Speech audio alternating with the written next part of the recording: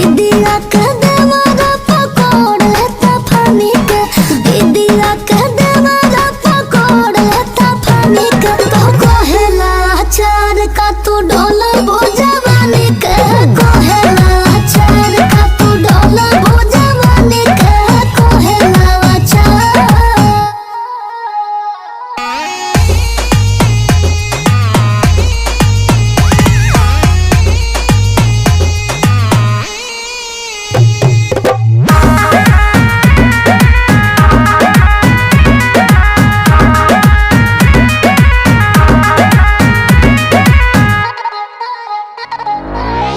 रहेला टाहिर में छेकेला राही में, कौशल चाहेला हमरा के बाही में।